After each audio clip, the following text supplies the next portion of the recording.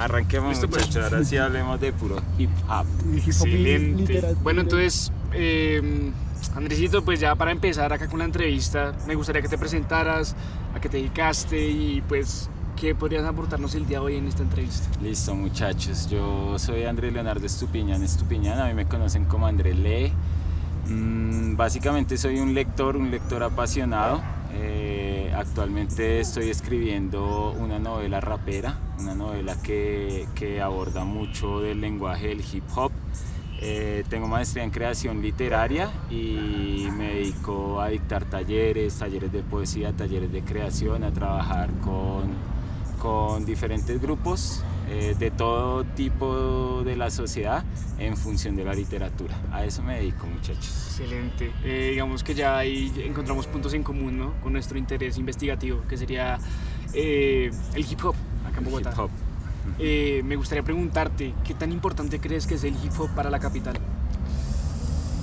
Bueno, yo considero que el hip hop es una de las herramientas más importantes que tiene actualmente la ciudad, en el sentido de que primero es una cultura de masas. Yo creo que la gente no es consciente de la cantidad de muchachos y de juventud, y no solo de juventud, porque esto aborda incluso épocas de gente que habitó los 90 y los 80, la cantidad de gente que escucha rap y que está recibiendo información y que está recibiendo una imagen de la ciudad a través del hip hop, a través de letras, de grafitis, de todo eso es muchísimo. Entonces yo pienso que el hip hop en Bogotá es importante en la medida en que es un movimiento de masas y que transmite un mensaje muy claro y muy directo. Esa creo que es la mayor relevancia. Ok, pues también entendiendo que esta cultura pues viene como de las personas oprimidas en Estados Unidos, ¿no? Cuando se inicia esta cultura como tal, pues digamos que acá en Bogotá llega de la misma manera. También sobre todo en barrios periféricos de la propia ciudad, ya sería pues Las Cruces, la parte Ciudad de Bolívar. Exacto, Ciudad Bolívar. Entonces te preguntaría por qué consideras que el hip hop se dio o tiene relevancia en estas zonas periféricas. Yo pienso que el hip hop nunca ha renunciado a esas primeras raíces. Entonces es un género que nació en la calle, una música de negros y latinos. Eso en la calle de Estados Unidos, negros y latinos pues básicamente es sinónimo de inmigrantes. Entonces son poblaciones marginadas donde nació el hip hop, y creo que la gente misma que hace parte de la cultura se ha encargado no de cerrarla ni de crear una barrera, sino más bien de preservarla y conservar esos valores primigenios que tuvo el hip hop, que era precisamente ser un movimiento de clases históricamente aisladas o de clases, no digamos menos privilegiadas, pero sí de pronto de subculturas que necesitaban otro tipo de lenguaje para entenderse a sí mismas. Entonces yo pienso que cuando el hip hop llega al resto del mundo, también llega de esa forma, a través de las periferias de las ciudades. Por eso entonces aquí los primeros grupos eran en Las Cruces, en Ciudad Bolívar, y en esa medida, como también la pobreza es masiva en el mundo, pues termina siendo un movimiento que no renunció a sus raíces y que encaja más en la gente que históricamente ha sido un poco más desplazada de la sociedad. Entiendo, entonces se puede decir que dentro de estas comunidades existe como un rasgo de resistencia, ¿no? Como un rasgo de poder mostrarte y decirte todo lo que me está pasando, mi contexto, y relacionarlo mucho con las formas de vivir. Entonces digamos que el rap va a ser un instrumento de expresión. ¿Lo relacionarías con un concepto que llamamos narrativa de resistencia? Claro, totalmente, muchachos, porque primero la función principal desde lo que yo he trabajado el hip hop creo que es llevar un mensaje. Entonces es clarísimo cuando uno se detiene a escuchar las letras del hip hop o del rap bogotano, el rap que se hace aquí en Bogotá. El mensaje es muy claro, el mensaje es un mensaje de estamos un poco aislados, no me importa lo que piense, yo sigo en la mía, yo sigo luchando, yo voy para adelante, yo salgo aunque la ciudad me agreda, yo resisto. Entonces ese mensaje de resistencia se termina configurando precisamente casi como una narrativa que te invita a resistir. ¿A resistir cómo? Tú ves las bandas más legendarias, no hablemos de aquí de Bogotá, pero por ejemplo un Alcolíricos en sus canciones claramente dice: yo tuve dos caminos, en un punto en mi vida se podía abrir en dos caminos, o me agarraba a la violencia y me volvía sicario como mis panas, o me ponía a hacer música, y él en una canción lo dice, y me dañé la rodilla escribiendo, ¿sí pilla? Entonces la resistencia también se da a partir de qué le quita el hip hop, qué le quita el rap a la violencia. ¿Cuántas personas, cuántos soldados de la violencia se vuelven soldados del rap y de la poesía? Entonces ahí hay un ejercicio fuertísimo de resistencia, porque es ese pulso que es como el arte propende por arrancarle más personas a ese hilo de violencia que parece eternizarse aquí en nuestro país. Claro. Sí, y pues dentro de esos conceptos también que manejamos, también nos gusta hablar mucho de conciencia social. ¿Por qué? Digamos que cada una de estas narrativas le da a la gente tener como una conciencia de lo que pasa en su entorno. Entonces, me gustaría que nos dijeras, o sea, ¿qué piensas de la conciencia social? ¿Qué cosas debería adquirir las personas para poder expresarse con el hip hop? Listo. Yo la conciencia, cuando tú me dices conciencia social, la entiendo como un gran tejido, ¿sí? Sí. Si uno se fuera a la definición de lo que es conciencia social, lo podría acercar como a una empatía colectiva, como una cuestión de ser solidarios, de ayudarnos, de tratar de construirnos un mundo mejor. Eso es como ese tejido de cosas buenas que construimos, yo lo entiendo como conciencia social. Cuando a ti el rap te está masificando, ¿sí? Cuando uno se acerca a un espacio como el de literatura rap, en el que todo mundo es generoso, ¿sí? Muchachos, ustedes llegan allá y hablan con alguien y esa persona está muy abierta a su conocimiento, está muy abierta a su experiencia. Cuando yo desde mi escritura quise configurar personajes raperos y me acerqué a los espacios raperos de Bogotá, también fui siempre muy recibido, con mucha generosidad se me brindó, como se me abrió las puertas casi que al mismo movimiento. En ese sentido, digamos que tú vas masificando, vas creando lazos de cooperación, y cuando construyes a través del hip hop tejido social, masa, y llevas un lenguaje al interior, un lenguaje de resistencia, pues indirectamente también estás trabajando sobre esa empatía colectiva y sobre ese concepto de lo que entendemos como conciencia social, como un ayudar, como un construir común. Construir común, sí. Me gusta mucho eso porque pues va un poco guiado a lo que te iba a preguntar después. Esa parte, esa construcción, pues nosotros hemos notado y pues somos parte de una universidad y sabemos que como tal el factor educativo es algo muy importante desde nuestra formación desde muy pequeños, ¿no? Claro. Sin embargo, pues parte de nuestra investigación trata como de ir a ciertos lugares donde podamos ver algo diferente a lo que siempre hemos visto de la educación tradicional. ¿Por qué? Porque no todos aprenden de la misma manera. Todas las personas tienen su forma única para aprender. Entonces, me gustaría preguntarte, para mantener como tal esos rasgos, esas expresiones culturales del hip hop, ¿consideras que el modelo educativo actual debe cambiar? Absolutamente, parce. O sea, si yo en cambio de meterme toda la química que me metí en décimo y once y que jamás volví a usar, y que no digo que sea irrelevante porque digamos que con una pincelada hubiera sido suficiente, pero si yo hubiera tenido más tiempo para leer, para escribir, pues seguramente esa apropiación cultural que yo hubiera hecho hubiera llegado más temprano y de pronto hubiera sido más profesional desde mucho antes. Y al profesionalizar esto de la manera en que sea empírica, académica, pues estás propendiendo porque los valores culturales de nuestra sociedad se mantengan. Sin embargo, el colegio te está diciendo otra cosa, porque desde muy temprano el colegio te está metiendo la idea de que tienes que madrugar en horarios absurdos, en horarios que tenía la gente, los obreros del siglo XIX en Inglaterra. Eso lo tienen los niños de estos conjuntos de acá hoy. Entonces ya la academia te está diciendo, mira, tienes que cumplir horario, tienes que vestirte de esta forma, tienes que comportarte bajo unos parámetros y de alguna forma todo va orientado a que seas un trabajador, a que llegues a una oficina, a que hagas parte de ese concepto, de ese ideal que tiene la sociedad del progreso.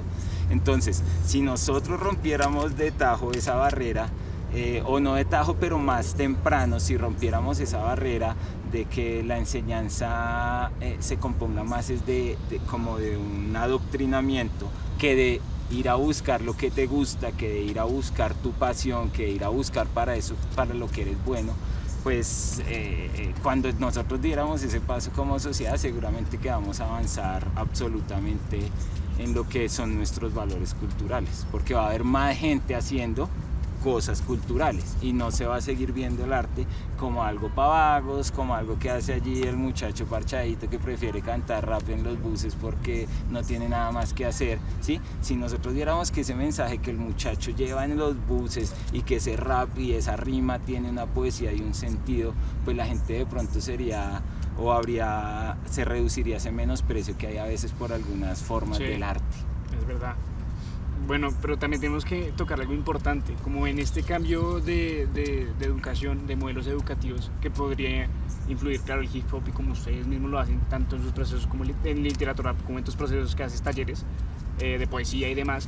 Me gustaría saber qué rasgos en común encuentras entre la academia y la forma de adquirir conocimiento mediante el hip hop. Rasgos en común, yo pienso que el rasgo común por excelencia entre la academia y estos otros espacios es el insumo, y como el insumo yo me refiero a vainas con las que ya no puedes luchar. Si tú no te puedes reinventar el lenguaje musical, porque es que eso ya tiene unos compases, ya tiene unos ritmos, ya tiene unas formas, unos programas de edición, ya eso ya está inventado. Tú no te puedes reinventar la semántica, no te puedes inventar las figuras literarias. Entonces en estos espacios, cuando tú ves lo académico o el hip hop desde lo académico, el rap desde lo académico, el insumo que es esa esencia, ese conocimiento, está presente igual que en la academia. A ti en estos espacios siempre te van a hablar del calambur, de la figura literaria, siempre te van a decir que las sílabas se miden así y así, siempre va a haber una construcción del lenguaje, digamos, acorde al habla. Y ese insumo también lo tiene la academia, eso se está viendo en estos espacios, eso se ve en la academia. La vaina es el cómo lo llevo y cómo se lo transmito a un pelado, y cómo yo te enamoro de la poesía sin remitirte al cantar del mío Cid, a poemas del siglo XVI, XVII, XVIII español, sino te enamoro de la poesía a través del pelado que te está diciendo la mierda que es la calle, lo agresiva que es la calle, o que te está hablando de lo chimba que es luchar por los sueños, de lo chimba que es salir adelante, ¿sí? Si te lo dicen en ese lenguaje poético, a través de rima, a través de conceptos de la poesía que los lleva implícitos el rap, pues es diferente, es de otra forma como estamos llegando y como nos estamos enamorando de esa esencia. Ok, sí. Es muy interesante, ¿no? Digamos que desde tus palabras veo que has aprendido demasiado en este proceso de enseñar con el hip hop, de enseñar con las rimas, de enseñar con algo bastante cultural y bastante fuerte de nuestras culturas. Entonces me gustaría saber qué herramientas o qué métodos utilizas para enseñar con el hip hop. Con el hip hop,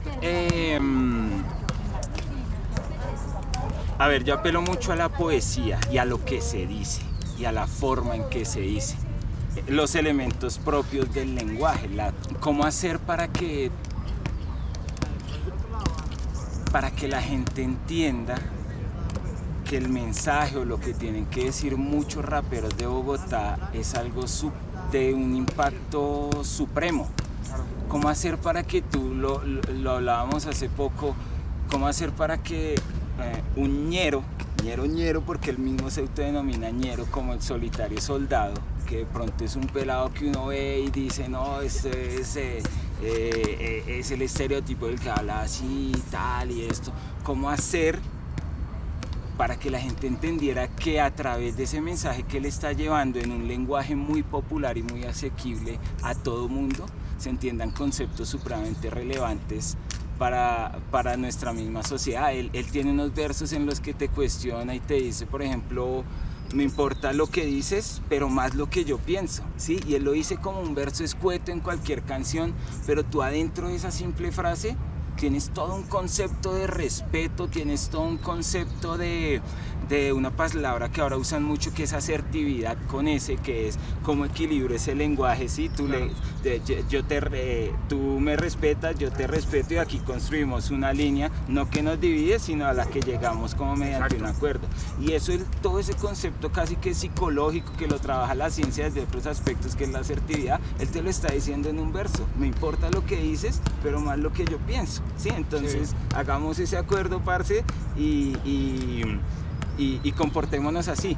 Eso creo que es de lo que yo trato de apropiarme, de esas vainas que son muy profundas, pero que tienen un lenguaje muy sencillo y muy coloquial dentro de nuestra misma habla bogotana. Claro. Entonces yo trato de indagar y de buscar qué es eso que la gente tiene para decir y a través de qué palabras los dice, y por qué la gente a veces no crea o porque la gente a veces no puede creer que en una canción de rap haya una palabra, haya una imagen, haya un concepto que sea demasiado poético, que sea muy profundo.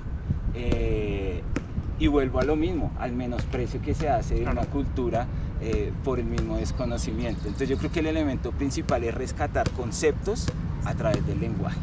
Ahí lo resumo, muchachos. Excelente.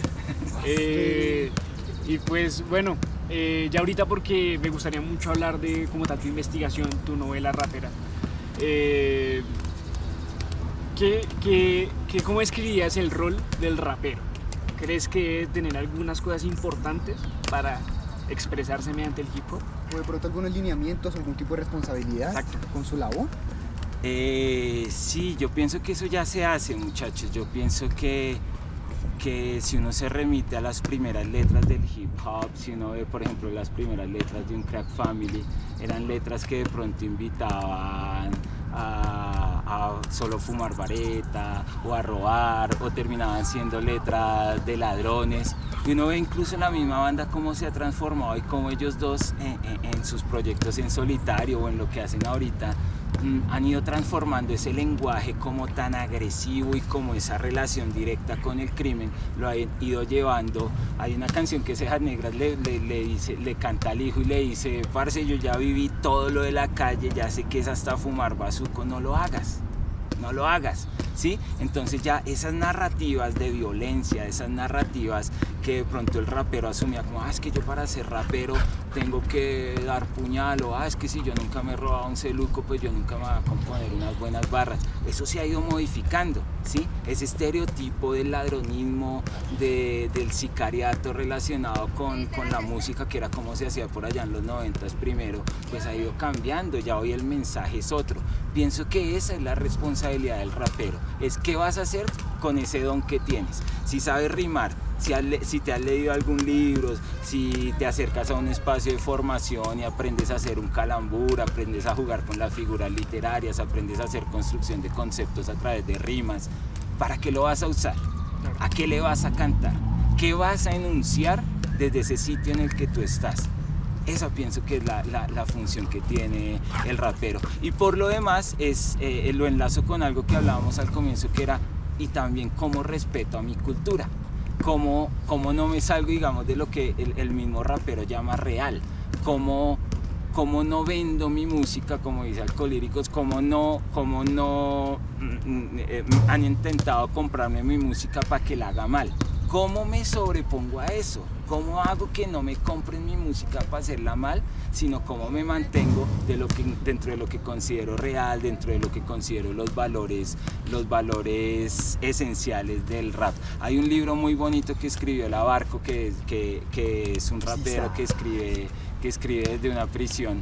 El libro es el Underground 4. Fue un libro que yo consulté, de lo primero que yo consulté para escribir de rap en Bogotá, porque la esencia es un man que no ha tenido, digamos, la formación de muchos escritores en Colombia, pero que nació para esa vaina y lo hace bien, sí, digamos, no desde un espacio académico, desde una maestría de creación, sino desde una prisión escrita a mano y con alguien que le pasa, que le digita su libro. Y es un libro donde está todo ese respeto por la cultura y todos esos valores. Entonces digamos que también el rapero debería de alguna forma llevar su arte a ese respeto. En este libro de Labarco, él enunciaba, por ejemplo, que el rap ha sido una música que han violado, que han digamos, le han cambiado su sentido. Por eso entonces hay jingles de publicidad con vainas raperas, pero con unas cosas supremamente estúpidas que no llevan mensaje, que están supremamente distantes de lo que es la cultura hip hop, ¿sí? Él en el libro nos dice: se están perrateando esa vaina y nosotros somos los llamados a cuidarla, ¿sí? Entonces, si ellos quieren hacer reggaetón, hagan reggaetón, eso es el mundo y no vamos a reñir como eso. Pero entonces no relacionen el reggaetón con el rap, porque aquí también hay una vaina de respeto a la cultura. Pienso que ahí también está un poco la función del rapero. Hasta dónde o qué es lo que yo quiero hacer con mi música y cuál es el respeto que yo tengo porque la cultura se mantenga y porque en cambio de involucionar, más bien haya más discos de rap, haya más lo que hace Penjair, que ya fue al Stereo Picnic, sí, gente que uno vio en la calle, que uno vio con los parceros en Puente Aranda o eso, y que ya están en el Stereo Picnic y que ya tienen muchas vistas en YouTube, pero que no renuncian de pronto todavía como a esa esencia del rap. Pues eso sería como la función y como algo que el rapero debería cuestionarse y ponerse al frente, su respeto por su cultura y el mensaje que quiere llevar. Excelente. Bueno, qué chimba. Claro, eso me gusta esa conversación. Sí. Bueno, ahora sí entrando en materia, porque pues bueno, ya creo que hiciste una caracterización muy amplia de lo que es la posición del rapero en medio de muchas culturas, que involucra el respeto y también muchas de las actividades que el propio rapero hace dentro de su propio entorno. Parte de nuestro interés por tu perfil como entrevistado es la investigación que llevaste a cabo, una investigación que transformaste en una novela y que pues me gustaría que hablaras de ella, cómo llegaste a eso, qué gusto te llevó a esas cosas, si ocurrieron cosas, particularidades, no sé. Muchachos, a mí siempre me gustó el rap. Digamos, yo nací en los 80s y yo crecí viendo llegar al rap a Bogotá. Yo crecí viendo que la etnia surgía, crecí viendo que Crack Family surgía, crecí escuchando a Fondo Blanco, pero lo hice de forma caleta por una sencilla razón. Porque en los 90s y en esa época tú eras o rockero o eras rapero, no podías hacer las dos cosas, ¿sí? Entonces digamos que yo estaba en un entorno que se afilió muy temprano al rock, que también era una barrera para no bailar salsa, ¿sí? Era como desligarte de lo tropical, yo soy rockero y ando en la mía, pero yo no salí del closet nunca en el sentido de que yo escuchaba rap. Salir del closet que era decir, oiga, yo escucho rap, ¿y qué? Yo nunca le decía eso a mis amigos, pero yo tenía mis casetitos de rap, porque hay una cuestión, es que a mí lo que más me llamó siempre de la música fue el lenguaje. Entonces por eso yo siento que yo en mi adolescencia lo que más escuché fue rap callejero y rock argentino. Porque a mí me parece que el rock argentino también traía un lenguaje del pueblo, de resistencia a la dictadura de Videla. Charly García siempre te decía demoliendo hoteles, pegando carteles en las calles, y eso a mí me llamaba mucho. Y digamos que yo lo encontré, uno, en la música argentina, dos, en el rap bogotano, concretamente en el bogotano, porque esos manes me están hablando de mi calle. Entonces yo siempre tuve la inquietud por el rap y de un tiempo para acá esta vuelta se empezó a masificar. Ya el rap empezó precisamente, se cambia el estereotipo, se cambia el mensaje que transmite el rap y la gente empieza a presentar menos resistencia a este tipo de movimientos. Entonces digamos que la cuestión surge, se crean más espacios, hay más gente haciendo rap y todo eso a mí me sigue generando una serie de preocupaciones por el lenguaje. Cuando yo me siento y me retiro de trabajar netamente para escribir, digamos que yo en la maestría había hecho un ejercicio poético, escribí un libro de poesía que se llama Día Hábil, en el que me pregunté la calle también desde lo poético, en el que mi imagen era la cicatriz que hay en el pasto en un parque, en el que mi imagen era un papel cayendo generando una hipotenusa de un triángulo. Todo eso a mí me llevó a indagar la poesía en la calle. Y cuando yo quise hacer una novela, se me impuso la idea de que el personaje tenía que ser un rapero y de que lo que yo tenía para contar, que en sí era una masacre que ocurrió en el Putumayo, lo que yo tenía para contar, pues lo quería hacer a través del rap, porque eso me daba unas posibilidades de lenguaje, eso me permitía unos juegos narrativos, eso me permitía construir un personaje que no es arquetípico en nuestra literatura, es decir, que no es como un personaje que se esté repitiendo. Entonces la novela no te habla del oficinista que va y sufre su trabajo en la oficina, o o del escritor hippie que mira por la ventana el río Sena en París, que es como mucho en lo que cae a veces sin demeritar y sin criticar la literatura que se hace, pero digamos que hay una serie de personajes repetidos. No hay muchas novelas que te hablen del rapero, ¿sí? ¿Y quién es el rapero? El rapero es un porcentaje gigante de la juventud bogotana, de la juventud colombiana. Entonces, ¿por qué no abarcar un personaje que es tan popular entre las masas? ¿Por qué no abarcar o tomar ese personaje y pedirle prestado su lenguaje para contar nuestra misma violencia? Eso fue, digamos, lo que yo he pretendido hacer con la novela. Sin embargo, cuando tú vas a hacer eso o a construir un personaje, pues no puedes sencillamente decir, no, es que el rapero se viste ancho y usa una gorra y dice ñero Sosito y tal. Sí. No, es una vaina más profunda. Tú tienes que observar y volverte casi rapero para poder pensar como rapero. Para que cuando mi personaje en la novela está escrita, la novela está llena de canciones que yo digo, no las escribo yo, sino las escriben mis personajes. Mis personajes son las que están escribiendo esas barras, esos versos. Eso lo escribe mi personaje, no lo escribe el escritor. Entonces, si yo le voy a delegar esa función de contar a través del rap a mi personaje la violencia de Colombia, pues yo lo mínimo que tengo que hacer es acercarme y ver de cerca cómo es un rapero de verdad, porque el hecho de que yo haya escuchado rap toda mi vida no me hace rapero. Yo nunca en mi vida he compuesto un beat, ¿sí? Entonces yo no puedo decir, no, es que yo soy rapero. No, yo soy en este momento un escritor que escribe de raperos. Y con ese respeto me empecé a acercar a los espacios, supe de la novela, por ejemplo, de Carlos Sea de Amurados. Con él habíamos hecho un taller de literatura. Me pareció que esa novela tiene una fuerza del lenguaje muy potente y de alguna forma eso también se volvió ahí como un leitmotiv, como un impulso creador para contar con el rap nuestra violencia.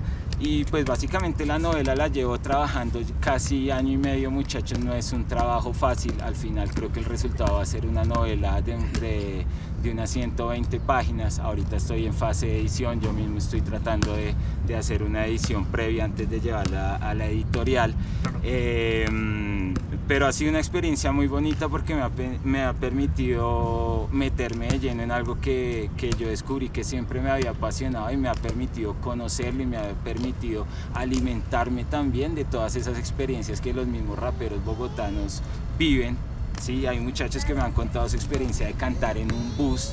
Y eso es algo que usted nunca se va a imaginar, y en la medida en que usted reciba eso, en la medida en que alguien le diga lo que es cantar en un bus, a ese pelado que se sube mañana al SITP, usted lo mira de otra manera, y usted se relaciona con la ciudad de otra manera, tenga la plena seguridad. Entonces yo estoy muy agradecido con el movimiento, con los muchachos, con lo que se hace por el hip hop en Bogotá, y pues espero con ese mismo respeto y ese mismo, digamos, eso mismo que yo he sacado de la cultura, podérselo entregar también a la cultura a través de mi novela, que se llama Todos Comemos de Ahí, TCA. Así se llama la banda que construyen dos personajes, uno que viene del Putumayo huyendo de la violencia y un rapero netamente bogotano que lo mete en el cuento y dice, venga, contemos esa masacre, contemos esa tragedia a través de este lenguaje que es de masas, a través de este lenguaje rapero, contémoslo. Y eso es como lo que yo me pretendo hacer en la novela, narrar nuestra violencia desde, valga la redundancia, desde nuestras propias narrativas callejeras.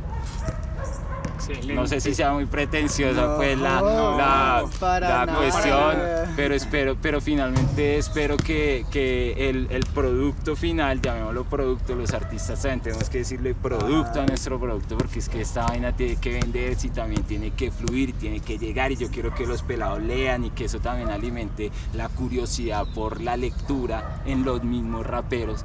Entonces pues yo los sueños que tengo con publicar esta novela son más allá de lo económico, es lo masivo que pueda hacer. El impacto social que pueda tener. El impacto social es como, digamos, si a ti no te gusta la lectura porque es que te meten La Vorágine, que es un libro muy bonito, pero que no es un libro para el colegio, y indudablemente a un estudiante de colegio no le va a gustar la maravilla que es La Vorágine, pero quizá una novela en la que el personaje dice ñero, venga mi zorro, cómo está mi parcero, tal cosa, o que el mismo personaje compone rap, pues quizás sea algo más enganchador y de pronto rescatemos y sigamos rescatando de todo ese tejido de violencia, sigamos rescatando un lector y alguien de pronto conecte con ese lenguaje y diga, voy a buscar todo, entonces ahora me leo la de Carlitos Sea y de pronto después de esa lee la de Tinta Púrpura, que también es una novela que está hecha así, y pues ahí seguimos creciendo y seguimos formando de pronto un género, qué sé yo. Hay muchos sueños con esto. Pues digamos que mencionabas que consideras que podría ser un poco pretencioso ese sueño, ¿no? Del impacto que pudiera tener tu novela, pero no digo que sea pretencioso. Al contrario, me parece algo muy áspero. ¿Por qué? Porque es que precisamente parte de nuestra investigación va a que lo tradicional no siempre funciona, ¿sí? Hay que llegar a las personas de diferentes formas, no todas las personas van a aprender igual. Entonces el lenguaje, como mencionas, es algo muy importante, porque pues un pelado puede interesarse más por un libro si lee una jerga con la que se asocie más, con la que está más en su entorno, que le haga un interés. Y pues como tal, eso sería como una de las pruebas de que realmente la pedagogía es mucho más que un salón de clases, un tablero y un profesor.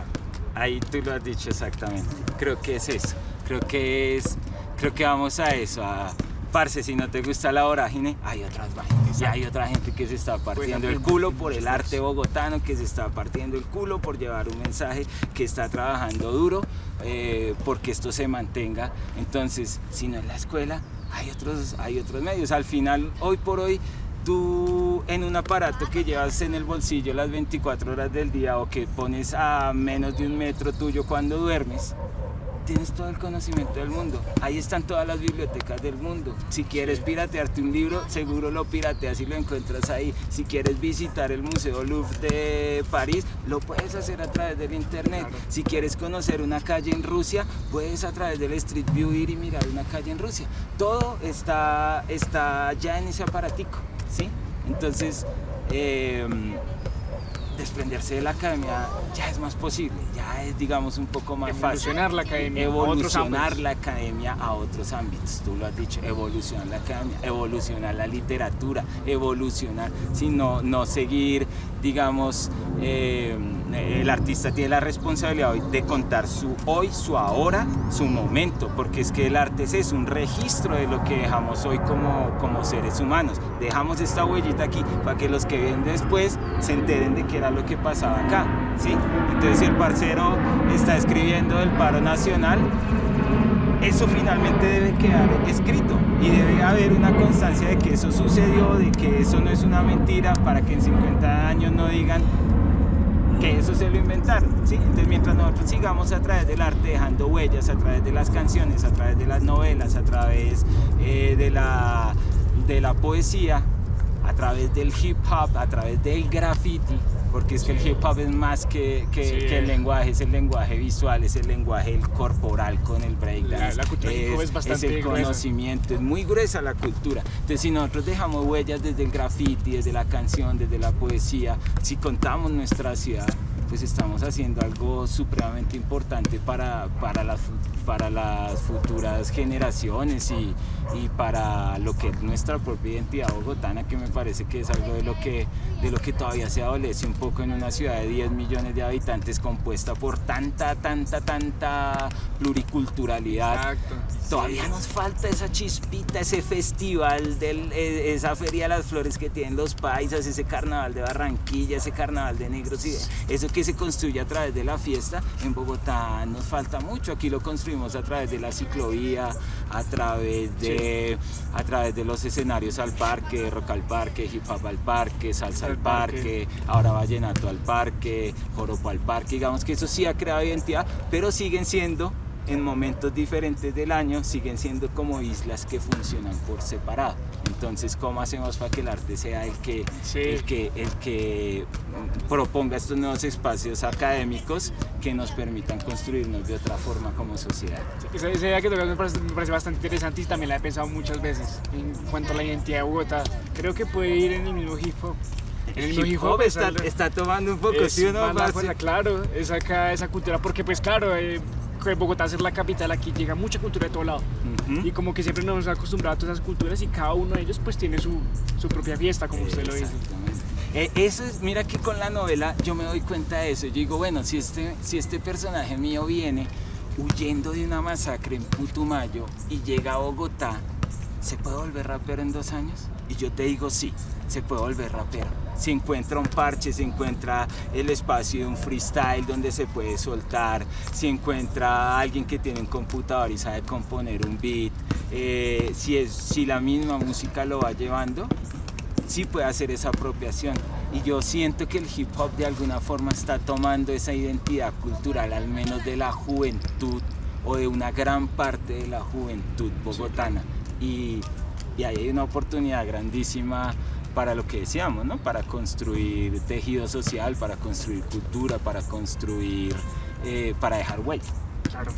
No, me parece excelente, qué buena conversación, fue bastante nutritiva en cuanto a todo. Y pues, honestamente, espero mucho poder leer la novela cuando sea publicada. Claro. Me parece muy interesante y me parece muy interesante la idea de esta persona que viene de la violencia y que va a aprender un poco más de lo que es el rap acá en Bogotá. Sí, muchachos, y yo quiero que la novela también tenga una portada de graffiti.